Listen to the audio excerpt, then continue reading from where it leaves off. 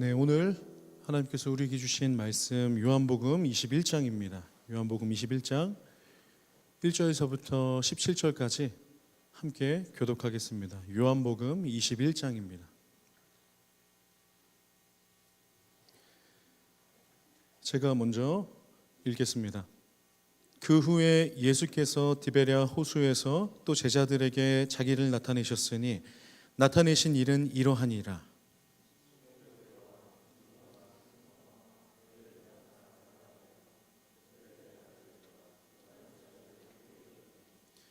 시몬 베드로가 나는 물고기를 잡으러 가노라 하니 그들이 우리도 함께 가겠다 하고 나가서 배에 올랐으나 그날 밤에 아무것도 잡지 못하였더니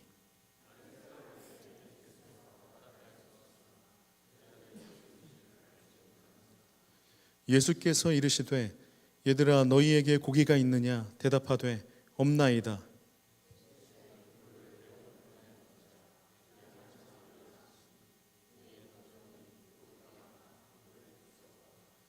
예수께서 사랑하시는 그 제자가 베드로에게 이르되 주님이시라 하니 시몬 베드로가 벗고 있다가 주님이라 하는 말을 듣고 겉옷을 두른 후에 바다로 뛰어내리더라.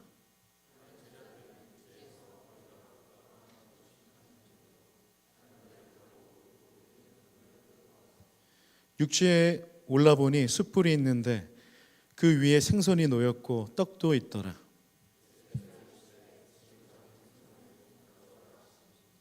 시몬 베드로가 올라가서 그물을 육지에 끌어올리니 가득히 찬 큰 물고기가 153마리라 이같이 많으나 그물이 찢어지지 아니하였더라.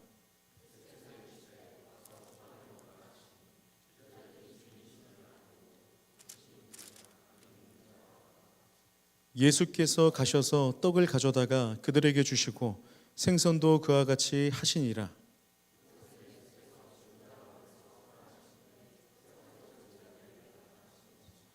그들이 조반 먹은 후에 예수께서 시몬 베드로에게 이르시되 요한의 아들 시몬아 내가 이 사람들보다 나를 더 사랑하느냐 하시니 이르되 주님 그러하나이다.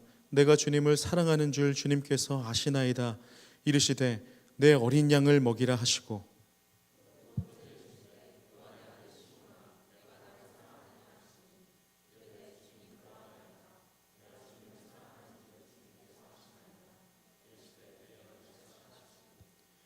함께 읽겠습니다. 세 번째 이르시되 요한의 아들 시몬아 내가 나를 사랑하느냐 하시니 주께서 세 번째 내가 나를 사랑하느냐 하심으로 베드로가 근심하여 이르되 주님 모든 것을 아시오매 내가 주님을 사랑하는 줄을 주님께서 아시나이다.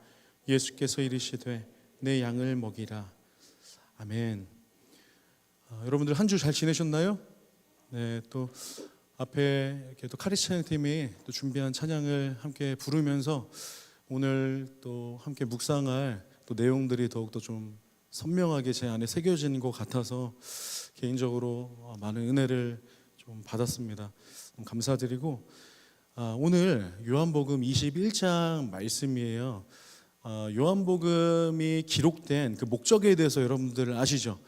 요한복음 20장 끝에 어떻게 기록되어 있냐면 예수님께서 요한복음을 기록하신 목적이 바로 예수님이 하나님의 아들이라는 것과 우리에게 생명을 주시기 위해서 기록되었다고 해요.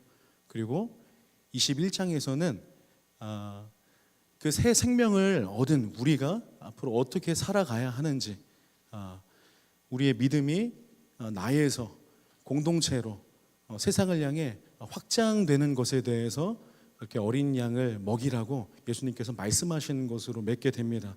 자, 그러면 우리 말씀 나눔지를 보면서 함께 살펴볼게요. 우리 1절 한번 읽어보겠습니다. 시작. 그 위에 예수께서 디베랴 호수에서 또 제자들에게 자기를 나타내셨으니 나타내신 일은 이러하니라. 네, 디베랴 호수 하면 좀 낯설죠.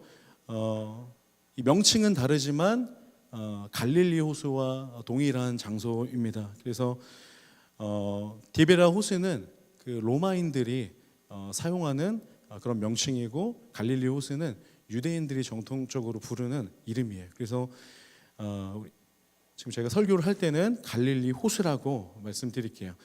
자, 두 번째는 예수님께서 이 땅에서 머무신 그 기간에 대해서 우리가 좀 한번 기억해 볼 필요가 있습니다. 우리 사도행전 1장 3절 한번 읽어볼까요? 자, 사도행전 1장 3절 혹시 성경책으로 안 나왔나요? 네, 성경책으로 한번 보면 좋을 것 같아요. 사도행전 1장 3절. 자, 같이 읽겠습니다. 시작. 예수께서는 고난을 받으신 뒤에 친히 살아계심을 여러 가지 증거로 사도들에게 나타내시고 40일 동안 그들에게 보이시며 하나님 나라의 일을 말씀하셨다. 네, 자, 예수님께서 죽으시고 부활하신 이후에 사도행전 1장 3절에서는 예수님께서 40일 동안 제자들에게 하나님 나라의 일을 전파했다고 나와 있어요. 그러면 예수님께서 부활하신 몸으로 이 땅에서 체류하신 기간이 며칠이에요? 40일이죠. 그 40일 동안 예수님은 부활하시고 첫 번째로 제자들을 찾아가셨어요. 그때는 12제자 중에 도마가 없었어요. 또 두 번째 제자들에게 또 찾아가셨어요. 그때는 모든 제자들을 만나셨어요. 지금 21장에서는 예수님께서 세 번째 제자들에게 나타내신 상황입니다. 자, 그러면 우리 본문을 통해 발견하는 첫 번째 진리, 갈릴리 다시 부르심. 자, 우리 2절 3절 우리 함께 한 목소리로 한번 읽어보겠습니다. 자, 2절 3절 시작. 시몬 베드로와 디두모라 하는 도마와 갈릴리 가나 사람 나다네알과 세베대의 아들들과 또 다른 제자 둘이 함께 있더니 시몬 베드로가 나는 물고기 잡으러 가노라 하니 그들이 우리도 함께 가겠다 하고 나가서 배에 올랐으나 그날 밤에 아무것도 잡지 못하였더라. 자, 지금 21장의 배경은 갈릴리 호수예요. 그래서 오늘 갈릴리 회복의 아침 식사라는 제목으로 여러분들에게 말씀을 전하는데, 자, 갈릴리 하면 여러분들 뭐가 떠오르세요? 갈릴리 하면 떠오르는 거. 수영이 뭐가 떠올라? 갈릴리. 그렇게 뭐 딱히 떠오르는 게 없죠. 네. 갈릴리는 베드로의 고향이에요. 베드로의 고향이고 또 베드로가 또 그 갈릴리 호숫가에서 물고기를 또 잡으면서 처음으로 예수님을 만났던 그 영적 고향이기도 합니다. 자, 지금 2절 3절에서 보면 베드로와 도마와 나다네알과 세베대의 아들 요한과 야고보가 함께 지금 갈릴리로 와 있어요. 자, 그리고 이들이 물고기를 잡기 위해서 또 그물을 던졌는데 3절에 보면 그날 밤에 아무것도 잡지 못하였더라고 나와 있습니다. 자, 여러분, 이스라엘이 더운 나라예요, 아니에요? 굉장히 더운 나라예요.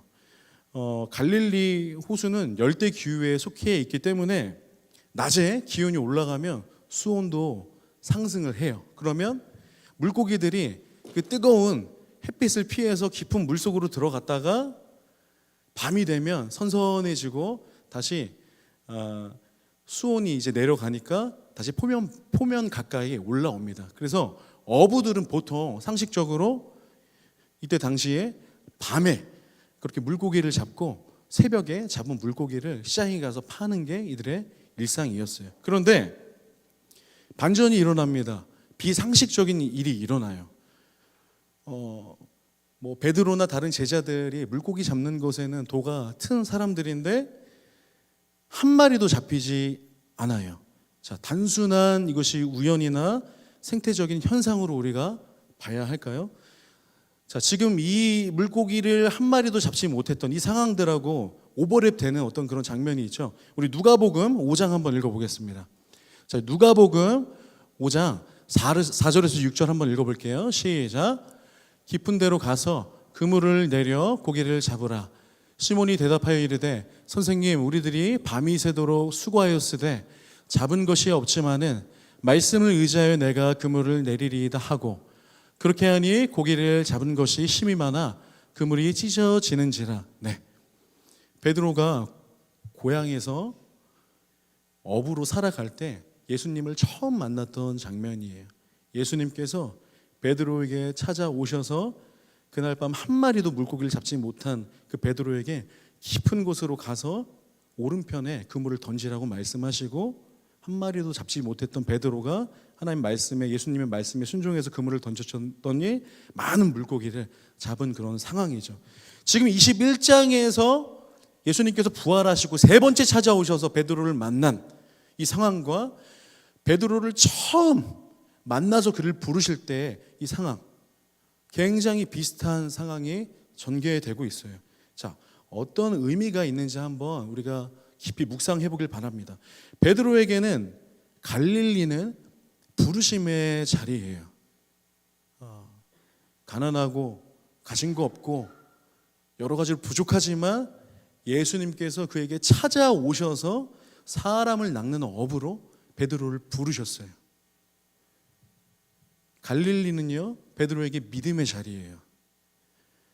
내 힘으로, 내 경험으로 아무것도 이룰 수 없고 열매를 맺을 수 없다는 것을 깨닫고 오직 예수님의 말씀에 순종해서 나아갈 때 열매를 맺을 수 있고 그 뜻을 이룰 수 있다는 그 믿음의 원리를 배운 그 믿음의 자리예요. 갈릴리는 마지막으로는 실패의 자리예요. 그렇게 예수님께서 베드로를 부르시고 사람을 낚는 어부, 복음의 증인으로서 살아갈 수 있도록 주님께서 베드로를 찾아오셔서 소명을 주셨어요. 그렇지만 베드로가 이후에 정말 우리 예수님의 많은 기적들을 경험하고 예수님 너무나 사랑하고 예수님의 사랑을 경험하고 그렇게 살아갔지만 결국엔 예수님께서 잡히시고 죽으실 때 베드로는 3번이나 예수님을 부인한 그러한 수치와 죄책감이 있습니다. 그렇기 때문에 베드로는 갈릴리에 다시 돌아왔을 때 처음 베드로를 부르시고 처음 베드로에게 소명을 주신 영적인 고향인데 다시 돌아온 그 갈릴리는 자신한테 실패의 자리로 느껴질 수밖에 없는 것입니다. 자, 우리 4절 한번 읽어볼게요. 자, 시작. 날이 새어갈 때에 예수께서 바닷가에 서셨으나 제자들이 예수이신 줄 알지 못하는지라. 이 부분을 묵상하면서 참 고민이 많았어요. 왜냐하면 예수님께서 부활하시고 제자들을 찾아갔어요. 12제자 모두를 만났어요. 부활하신 몸으로 모든 제자들을 만나 처음에는 알아보지 못하는 제자들도 있었지만 예수님께서 그들의 눈을 열어주시고 그들에게 내가 예수 그리스도라는 것을 또 말씀해 주시고, 그런데 분명히 부활하신 예수님을 목격하고 만났음에도 불구하고 3번째 부활하신 몸으로 제자들에게 찾아오셨을 때 제자들이 예수인지를 알지 못하는 그 이유에 대해서 좀 고민이 되더라고요. 그래서 살펴봤습니다. 질문을 하게 돼요. 제자들은 왜 예수님을 알아보지 못했을까? 자, 요한복음 20장 14절 15절 한번 읽어볼게요. 자, 이 말씀이 어떤 말씀이냐면 예수님께서 부활하신 이후에 막달리아 마리아 이 여인들이 예수님이 곁에 계셨으나 그가 예수님인지 알아보지 못하는 어떤 장면이거든요. 한번 읽어볼게요. 시작. 이 말을 하고 뒤로 돌이켜 예수께서 서 계신 것을 보았으나 예수인지 알지 못하더라. 예수께서 이르시되 여자여 어찌하여 울며 누구를 찾느냐 하시니 그는 그가 동산지기인 줄로 알고 알아보지 못했다는 거죠. 그렇게 예수님을 사모하고 끝까지 곁을 지키는 믿음의 여인들이 예수님인 줄 알아보지 못했던 거예요. 바로 옆에 있었음에도 불구하고. 자, 다른 구절도 한번 살펴볼게요. 자, 누가복음 24장 16절 한번 볼게요. 이것은 예수님께서 엠마오로 가는 2 제자를 만났을 때의 구절이에요. 자, 한번 읽어보겠습니다. 시작. 그들의 눈이 가려져서 그인 줄 알아보지 못하거늘. 예수님의 제자는 12제자만 있는 게 아니에요. 예수 그리스도를 주로 시인하는 예수님을 따르는 제자들이 그 외에 많이 있었어요. 그런데 부활하신 예수님을 알아보지 못하는 거예요. 자, 16절 보면 그들의 눈이 가려져서 그인 줄 알아보지 못하거늘. 여러분, 우리가 예배를 드리고 또 각 부서에서 영혼들을 섬기고 또 리딩 지저스 여러 가지로 우리 말씀 묵상을 하고 성경을 읽고 있는데, 우리가 말씀을 읽으면서도 과연 예수 그리스도를 알아보고 만나고 있는지를 한번 돌아봐야 돼요. 우리가 예배를 드리면서도 정말 예수님을 보고 있고 예수님을 만나고 있는가를 우리가 다시 한번 돌아봐야 돼요. 찬양을 하고 있고 영혼들을 섬기고 있지만 우리의 섬김과 예배와 우리의 모든 행위 가운데 정말 예수 그리스도를 느끼고 만나고 예수 그리스도를 보고 있는지를 우리가 돌아봐야 한다는 거예요. 예수님을 본다라는 것은 믿음으로써 예수님을 보는 거예요. 영적인 깨달음이 있어야 돼요. 눈이 열려야 돼요. 그렇지만 우리가 교회에 나와서 신앙생활을 해요. 익숙하게 해요. 그런데 영적으로 우리가 가려워지고 어두워지면 우리가 예수님이 없는 신앙생활, 예수님이 없는 말씀 묵상, 예수님이 없는 섬김, 예수님이 없는 찬양을 할 수 있다는 거예요. 가장 가까이 있었던 제자들도 부활하신 예수님을 보지 못했고, 두 번이나 찾아오신 예수님을 보았음에도 불구하고 세 번째 찾아오셨을 때도 알아보지 못해요. 이 구절을 통해서 나는 정말 영적으로 선명하게 지금 예수님을 보고 있는가, 말씀으로 찬양으로 이 예배 가운데 예수님과 동행하고 있는가를 우리가 좀 점검해 보기를 원합니다. 자, 그러면 7절 우리 한번 읽어보겠습니다. 자, 시작. 예수께서 사랑하시는 그 제자가 베드로에게 이르되 주님이시라 하니 시몬 베드로가 벗고 있다가 주님이라 하는 말을 듣고 겉옷을 두른 후에 바다로 뛰어내리더라. 자, 여러분, 아까 갈릴리는 베드로의 고향이자 또 예수님을 처음 만났던 영적인 고향이라고 말씀드렸어요. 갈릴리는 부르심의 자리이고 믿음의 자리이고 실패의 자리라고 말씀을 드렸어요. 부활하신 예수님을 만났지만 베드로의 깊은 곳에는 예수님을 부인했다라는 그 사단이 주는 수치심과 죄책감과 뭔가 떳떳하지 못하고 예수님 앞에 부끄러운 자신의 모습이 분명히 있었을 거예요. 그런데 지금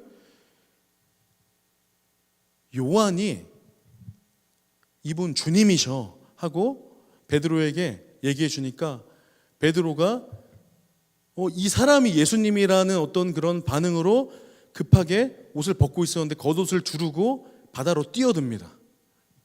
여러분, 왜 왜 베드로가 그렇게 예수님이 주님이시라는 것을 알게 되고 깨닫게 되고 바다에 뛰어들었을까요?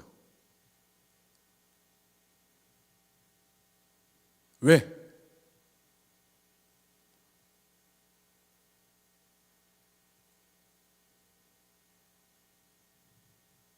찬우가 왜?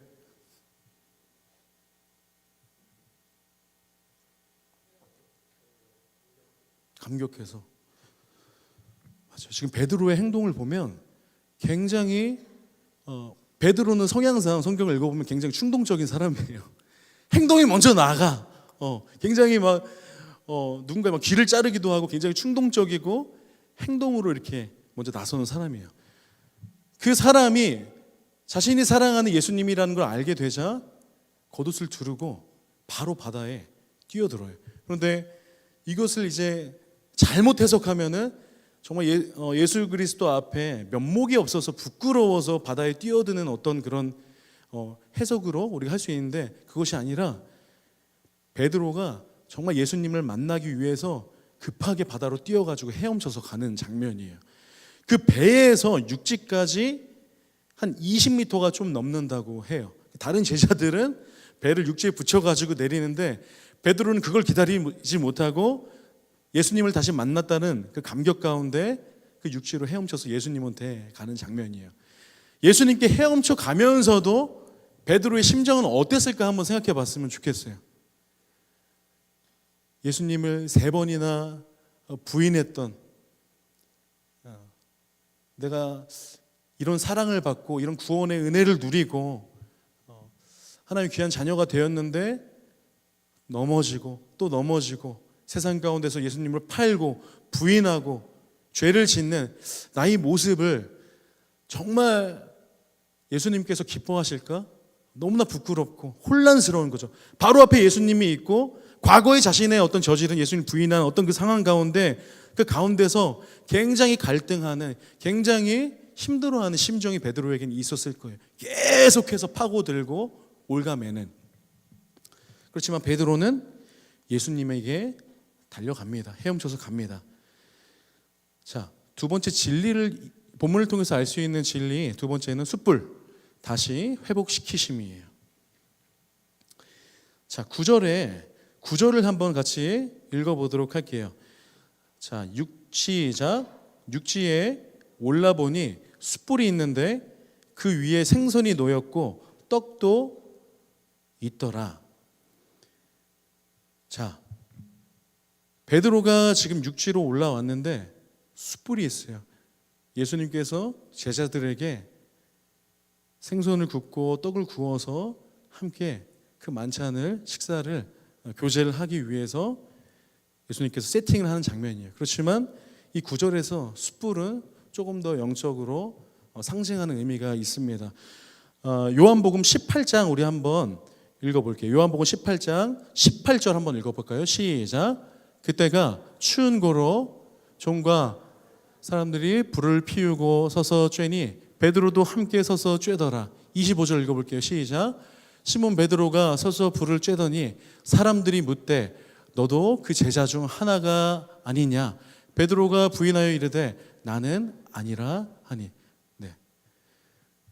많은 예수 그리스도를 싫어하고 저주하는 그 무리가 불을 쬐고 있어요. 근데 지금 베드로가 나는 제자가 아닌 척하면서 그 무리로 들어가서 함께 불을 쬐고 있는 장면이에요. 너 예수님과 함께 있었던 제자 아니야? 아니야. 아니야? 아니야. 그 숯불 앞에서 불을 쬐면서 예수님을 부인하는 그 베드로의 모습, 그 앞에는 숯불이 놓여 있었어요. 우리도 직장에서, 학교에서, 이 교회 밖에서 지금 우리가 관계하고 있는 이 모습과 다른 삶을 살아가고 어려움을 갖고 있는 분들이 있을 거예요. 술을 마시고 성적인 문제로 여러 가지 문제로 내 옆에 있는 사람들은 모르지만, 교역자는 모르지만 나만 알고 있고 주님만 알고 있는 내 안에 수치스러운 그런 죄악들, 날마다 여기서는 주님을 찬양하고 예배하지만 믿지 않는 친구들과 있을 때, 믿지 않는 직장 동료들과 있을 때, 지인들과 있을 때, 가족들과 있을 때 떳떳하게 내가 예수님 믿는 거 밝히지 못하고 부인하는 어떤 나의 삶들, 지금 베드로를 통해서 우리를 비춰주시는 거예요. 그런데 예수님께서 지금 이 숯불을 통해서 베드로에게 하시고자 하는 놀라운 일이 있어요. 무엇이냐면 예수님은 다 아세요. 베드로가 지금 어떤 수치심과 어떠한 연약함과 어떠한 골이 깊은 그 어려움 가운데 있는지 알아요. 그게 상처가 되고 수치심이 되고 죄책감이 되고 계속 이것 때문에 예수님께 나아가지 못하는, 예수님은 우리가 가장 수치스럽게 여기는 남이 알지 못하는 그 수치심 가운데, 그 죄책감 가운데, 깊은 상처 가운데 들어오셔서, 찾아오셔서 교제를 하기를 원하세요. 그 예수님을 부인했다는 그 트라우마와 그 수치심에 있는 그 베드로에게 숯불을 보여주시면서 더 이상 아파하지 않고, 더 이상 면목 없어 하지 않고, 부끄러워하지 않고, 자신을 탓하거나 자신을 미워하지 않고 예수 그리스도의 그 은혜 가운데 회복할 수 있도록 이 식사, 이 만찬 자리에 베드로를 초청을 하시는 거예요. 그래서 지금 예수님께서 차리신 이 밥상은, 이 은혜의 식탁은 실패의 자리에서 소망의 자리로 인도해 주시는 예수 그리스도의 사랑이라는 것을 기억을 해야 해요. 여러분들 각자 생각하기도 싫은 예수님을 부인했던, 혹은 세상에서 누구도 모르는 나만이 겪고 있었던 그런 상처들이 있을 거예요. 그러나 예수님께서는 네가 나한테 와서 치료를 받아가 아니라 여러분 한 사람 한 사람의 그 숯불, 그 수치, 그 상처에 들어가셔서 함께 회복시키시고 교제하기를 원하세요. 원상복구를 시키시기를 원하세요. 간과하시는 게 아니라. 그래서 우리가 이 구절을 통해서 교회 안에서는 우리가 이렇게 예배를 드리고 또 즐겁게 살아가지만 또 세상 안에서 그리스도인으로 살아가는 게 녹록치 않죠. 청년들 신방하면은 어떤 직장 안에서든 학교 안에서 내가 그리스도인이라는 것을 드러내는 것이 부끄러워요. 밝히기가 쉽지 않아요. 밥 먹을 때 감사기도 하는 거 굉장히 큰 믿음이 필요해요. 두 손 모으는 거 굉장히 큰 무게감이 느껴집니다. 그렇지만 우리가 이 말씀을 통해서 좀 위로를 받았으면 좋겠어요. 우리가 이렇게 연약하다라는 것을 인정하고 오늘 본문 말씀을 통해서 다시 한번 우리의 상처와 수치심과 두려움과 주님 앞에 부끄러운 그 영역들 가운데 정말 예수님을 통해서 다시 한번 회복되고 소망을 가졌으면 좋겠습니다. 자, 우리 12절, 13절 한번 읽어볼까요? 자, 시작. 예수께서 이르시되 와서 조반을 먹으라 하시니 제자들이 주님이신 줄 아는 고로 당신이 누구냐 감히 묻는 자가 없더라. 예수께서 가셔서 떡을 가져다가 그들에게 주시고 생선도 그와 같이 하시니라. 다시 그 상처와 트라우마를 드러내시고 그 가운데서 실패의 자리, 수치심의 자리에서 이 소망의 자리 가운데 제자들과 베드로와 교제하는 예수님을 볼 수가 있어요. 자, 세 번째 본문을 통해서 알 수 있는 진리, 내 양을 먹이라. 다시 보내심. 자, 우리 15절에서부터 17절까지 읽고 마칠 거예요. 자, 한번 같이 예수님을 3번이나 부인했던 베드로에게 똑같이 3번을 물으세요. 나를 사랑하니? 정말 나를 사랑하니? 나를 사랑하니? 3번을 물으세요. 베드로가 어떻게 우리가 반응을 하는지 한번 같이 15절에서부터 17절 한번 읽어보길 원합니다. 시작. 그들이 조반 먹은 후에 예수께서 시몬 베드로에게 이르시되 요한의 아들 시몬아 내가 이 사람들보다 나를 더 사랑하느냐 하시니 이르되 주님 그러하나이다. 내가 주님을 사랑하는 줄 주님께서 아시나이다. 이르시되 내 어린 양을 먹이라 하시고 또 두 번째 이르시되 요한의 아들 시몬아 내가 나를 사랑하느냐 하시니 이르시되 주님 그러하나이다.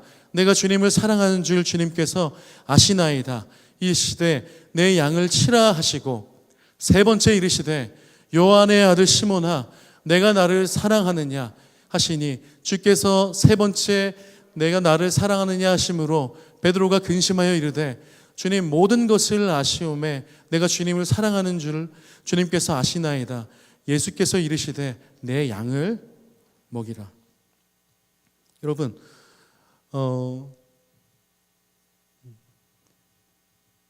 예수님은 3번 부인했던 베드로에게 3번 동일하게 물으세요. 나를 사랑하냐고. 베드로 안에 깊이 자리 잡고 있는 자신을 어떤 미워하는 또 수치심으로 느끼는 죄책감으로 가득 차 있는 그 짙은 안개를 계속해서 말씀으로 걷어주시면서 그 안에 예수 그리스도의 사랑만 남을 수 있도록 질문을 하십니다. 그리고 베드로가 자신의 어떤 수치와 제약의 근거에서 예수님을 사랑한다고 고백하는 것이 아니라 주님을 예배한다고 고백하는 것이 아니라 선한 것이 없고 넘어질 수밖에 없고 수치심 가운데 자신의 힘으로 헤어나올 수 없는 연약한 그 자신, 나로부터가 아니라 절대 변하지 않은 그 주님의 사랑, 그럼에도 불구하고 연약하고 처절한 그 죄악 가운데 있는 자신에게 찾아오셔서 나를 사랑하냐고 물으시는 완전하신 그 사랑의 근거에서 주님을 사랑한다고 고백할 수 있도록, 고개를 들 수 있도록, 믿음으로 주님을 바라볼 수 있도록 주님께서 그 대답을, 신앙 고백을 이끌어내세요. 3번 부인했던 베드로의 그 마음 가운데 다시 한번 주님을 향한 사랑만 남게 하는 은혜를 허락을 하십니다. 그리고 3번 말씀하세요. 내 양을 먹이라. 내 양을 치라. 내 양을 먹이라. 여러분들, 우리가 주님을 사랑하고 믿음 안에서 자라간다라는 것은 이제 나에서 우리로 우리의 믿음이 확장되는 거예요. 각자에서 함께로 우리의 믿음이 확장이 되는 거예요. 더 이상 내 중심, 나만 바라보고 나만 손해보기 싫고 나만 실패하기 싫고, 이제는 그것이 아니라 내 옆에 있는 지체들의 어려움들과 연약함을 바라보면서 1차적인 양들이 누구예요? 우리 공동체에 있는 양들이에요. 그러면은 2차적인 양들은 누구예요? 또 우리 세상 가운데 직장에 학교에 있는 그런 주님께서 찾으시는 주님의 귀한 양들이에요. 우리가 주님을 사랑하고 믿음이 성숙된다는 것은 우리의 믿음의 지경이 넓어져서 우리의 사랑이 섬김으로 이어지는 거예요. 우리 사랑이 사명으로 이어지는 거예요. 그래서 어제 잠깐 한 청년을 신방했는데 또 부서를 섬기면서 지쳐 있어서 매달 이렇게 내려놓을까 고민을 하는 친구가 있더라고요. 그래서 오늘 좀 말씀이 그 친구에게 위로가 되었으면 좋겠다라는 생각이 듭니다. 그리고 우리가 주님을 사랑한다라는 것은 받는 것으로 끝나는 것이 아니라 계속 우리에게 주신 은사, 그것이 물질이 될 수도 있어요, 시간이 될 수도 있어요, 여러 가지 내가 가진 것으로 흘려보내는 삶이 바로 우리가 주님을 사랑하는 삶인 겁니다. 그래서 우리가 예배를 드릴 때 주님 사랑합니다, 주님 찬양합니다로 끝나는 것이 아니라 내 옆에 있는 또 양들을 향한 섬김으로, 흘려보냄으로 확장되는 것이 정말 우리의 모든 수치심과 죄악을 아시고도 그럼에도 불구하고 가장 더러운 내 마음 가운데 오셔서 주님 주인 되어 주시고 주님의 사랑만 남게 하시는 그 은혜를 우리가 기억한다면 그 은혜에 힘입어서 주님의 사랑을 우리 또한 흘려보내야 되는 것이 우리가 해야 할 너무나 중요한 역할인 줄 믿습니다. 우리가 하나님 나라의 확장에 대해서 얘기하잖아요. 하나님 나라의 확장은 뭐 건물이 확장되는 게 아니죠. 뭐예요? 영혼의 관계를 통해서 하나님 나라가 확장이 되는 거예요. 전도는 복음을 말로 전하는 것 있지만 먼저 우리의 존재로서 그 복음을 전하고 그 우리에게 허락된 관계 가운데 그 영향력과 생명력을 흘려보냄으로 하나님 나라가 이루어지고 확장된다는 것을 기억했으면 좋겠습니다. 마지막으로 우리 결론 우리 같이 읽고 우리 찬양하고 기도하길 원합니다. 자, 시작. 예수님은 우리의 실패 속에서도 찾아오셔서 회복하시고 더 깊어진 사명으로 부르신다. 회복은 예수님과의 교제 속에서 이루어지며 우리는 죄책감이 아닌 사명을 따라 살아가야 한다. 우리의 실패는 하나님의 계획을 결코 무너뜨릴 수 없다. 우리의 실패는, 우리의 연약함은 우리를 향하신, 이 땅을 향하신, 이 교회를 향하신, 우리 청년부를 향하신 하나님의 선한 계획을 절대 무너뜨릴 수 없습니다. 우리를 결코 포기하시지 않으십니다.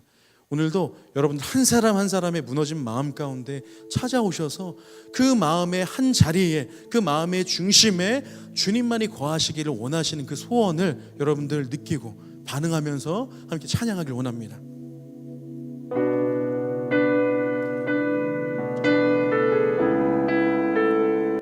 너무나 단순하고 너무나 원초적인 고백 우리 기억하면서 우리 찬양합시다. 우리들을 위하여, 우리들을 위하여 십자가에 못 박혀 모든 죄를 용서하사 의인 삼아 주신 주, 어떤 일이 있어도 어떤 일이 있어도 나를 버리지 않고 죽기까지 사랑하신 나의 귀한 예수님, 내 마음의 한 자리, 내 마음의 한 자리, 가장 귀한 그 자리 주오셔서 앉으소서. 주님만 나의 보배, 내 마음의 한 자리, 가장 귀한 그 자리 주오셔서 다스리소서. 주님만. 우리 기도하는 마음으로 처음부터 다시 한번 고백합니다. 우리들을 위하여, 우리들을 위하여 십자가에 못 박혀 모든 죄를 용서하사 의인 삼아 주신 주. 어떤 일이 있어도, 어떤 일이 있어도 나를 버리지 않고 지금도 우리에게 찾아오십니다. 버리지 않고 죽기까지 사랑하신, 죽기까지 사랑하신 나의 귀한 예수님. 내 마음의 한 자리, 내 마음의 한 자리, 가장 귀한 그 자리 주오셔서 앉으소서. 주님만 나의 보배, 내 마음의 한 자리,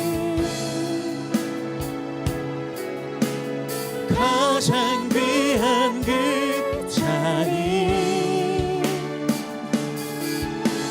주오셔서 다스리소서. 주님만 나의 영광. 우리 시간 기도하기를 원합니다. 여러분, 한 사람 한 사람을 주님께서 부르셨습니다.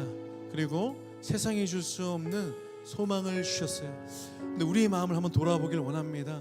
정말 주님으로부터 기뻐하고 그 구원의 감격 속에서 주님을 찬양했던 내 마음과 지금 여기 앉아있는 내 마음, 그때와 나의 마음이 얼마나 변해 있는지. 그때는 주님 한 분만으로 충분하고 주님만 내 안에 거하셨는데 지금 내 안에는 무엇이 담겨있고 예수님이 거하실 자리가 있는지 한번 돌아보면서 이 시간 기도할 때, 주님, 나를 부르신, 나에게 소명을 주신, 나에게 구원의 감격을 주신 그 주님을 다시 한번 붙들고 내 마음에 주님 한 분만을 사랑하고 주님 한 분만을 주인으로 모시기를 원합니다. 주님 인도하여 주옵소서. 우리 함께 각자의 고백으로 기도합니다.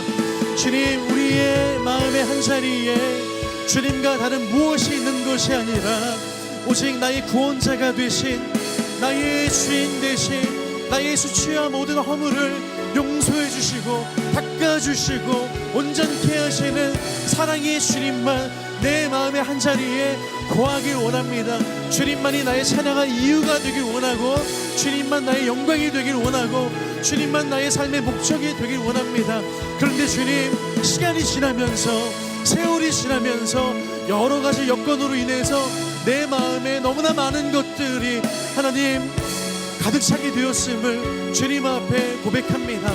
주님, 이 시간 말씀에 힘입어 기도하오니 내 마음의 중심에, 내 마음의 한 자리에 주님만이 왕으로, 주님만이 나의 구원자로, 주님만이 나의 전부로 내 마음에 거하실 수 있도록 나를 고쳐주시고 인도하여 주시옵소서.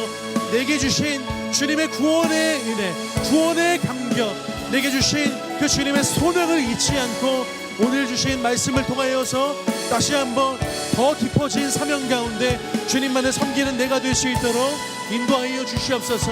인도하여 주시옵소서.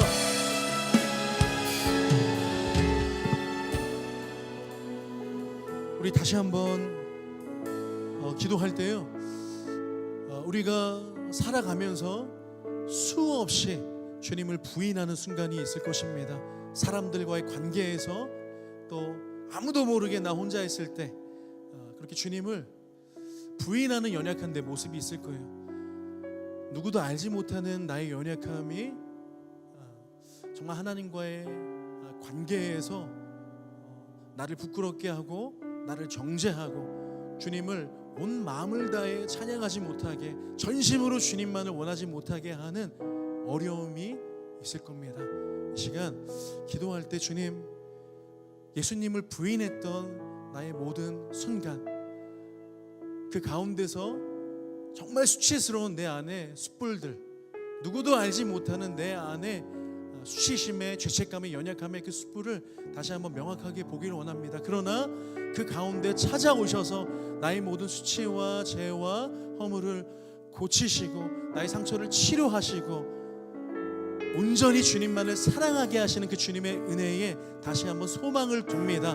누구도 알지 못하지만 주님만이 아시는 나의 연약함, 주님만이 아시는 나의 상처를 주님 앞에 올려드리오니 내 마음 깊은 곳에서 주님 나를 만져주시고 다시 한번 내 안에 주님을 향한 사랑만 남을 수 있도록, 주님을 향한 소원만 남을 수 있도록 이 시간 인도하여 주시옵소서. 함께 고백하겠습니다. 하나님, 수없이 주님을 부인했던 하나님, 나의 삶을 주님 앞에 돌아봅니다. 주님을 안다고 하는 것이 너무나 창피하고 주님을 시인하는 것이 너무나 부끄럽고 아무도 보지 못할 때 정말 주님과 상관없는 거룩하지 못한 삶을 살아갔던 하나님 내 모습을 하나님 주님 앞에 돌이킵니다. 하나님, 그로 인하여서 내 안에 자리 잡은 수치심의 그 숯불을 직면합니다. 주님, 수치심의 숯불을, 부끄러움의 숯불을, 연약함의 숯불을 이 시간 직면합니다. 하나님 아버지, 이런 나의 연약함 가운데 찾아오셔서 은혜의 식탁을 베푸시는, 나를 고치시고 교제하기를 원하시는, 나의 모든 어둠을 거치시고 주님의 사랑만 남게 하시고 주님만 사랑한다고 고백하게 하시는 그 주님께 소망을 듭니다. 주님, 나의 영 깊은 곳에 주님을 향한 사랑이 충만하게 하여 주시옵소서. 내 마음 깊은 곳에, 누구도 알지 못하는 내 안에 깊은 곳에 모든 수치와 죄와 얼룩진 것을 고쳐주시고 주님의 사랑만 남게 하여 주시옵소서. 오 주님, 우리 입술 가운데, 우리 마음 가운데, 우리 삶 가운데 주님을 향한 사랑만 남기를 원하오니 주님, 오늘 말씀을 통하여서 우리를 통치하여 주시옵소서. 주님, 믿음의 눈을 들어, 믿음의 고개를 들어 담대하게 주님을 바라보며 주님을 사랑한다고 외치는, 나의 실패와 나의 수치에 근거하는 것이 아니라 영원하신 주님의 사랑에 근거해서 주님을 예배하고 사랑한 자 될 수 있도록 역사하여 주시옵소서. 주님의 사랑만이 완전합니다. 주님의 사랑만이 나의 모든 것을 변화시킬 수 있는 원초적인 힘이라는 것을 고백하오니 주님 인도하여 주시옵소서.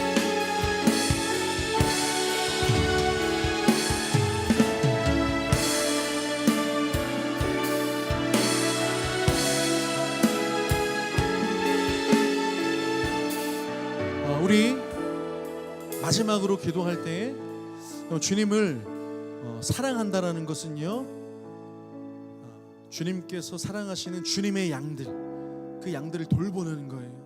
가난하고 소외되고 성령께서 내 안에 영적인 눈을 뜨게 해주셔서 보이는 그들에게 다가가는 거예요.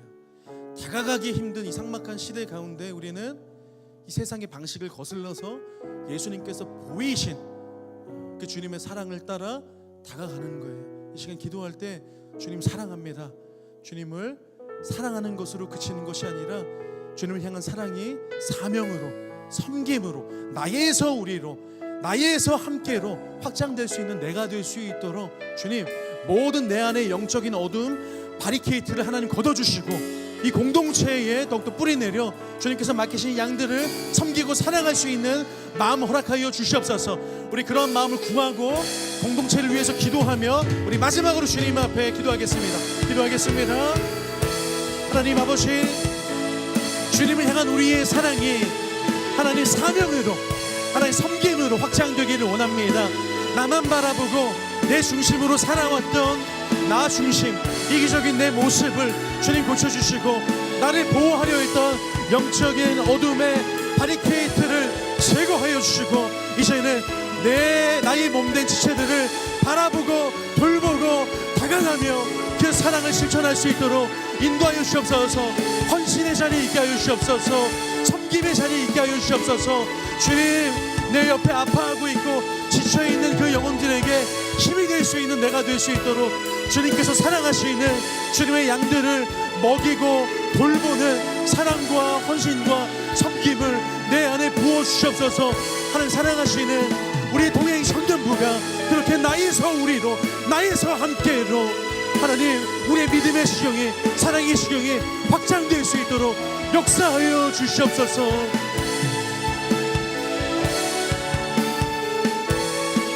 너를 위해 기도해, 너를 위해 기도. 우리 서로 축복하며 우리 찬양합시다. 보이지 않아도 주가 이뤄가심을 믿네. 주께서 세우신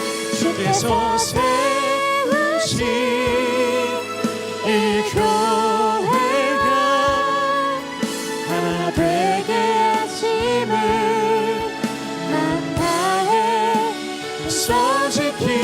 서로 바라보면서 너를 위해 기도해. 눈에 보이지 않아도 주가 이뤄가심을 믿네. 주께서 세우신 이 교회가 하나 되게 하심을 만나에 서지키리라. 하나님, 이 시간 우리가 믿음으로 주님을 바라보며 또 믿음으로 주님께서 행하실 일들을 기대하며 하나님 믿음으로 기도하였습니다. 하나님 우리의 간절한 정말 기도 가운데 주님께서 열매 맺어 주시고 정말 우리의 눈에 영적인 눈을 열어 주셔서 우리가 모든 상황 속에서 주님을 바라보고 의지하고 주님과 동행할 수 있는 우리 공동체가 될 수 있도록, 그래서 하나님 나 중심에서 서로를 향한, 나 중심에서 우리를 향한 사명과 섬김과 사랑으로 날마다 우리에게 주신 것을 흘려보내는 공동체가 될 수 있도록 힘을 주시고 담대함을 주시고 믿음을 더하여 주시옵소서. 감사드리며 예수 그리스도의 이름으로 기도드립니다. 아멘.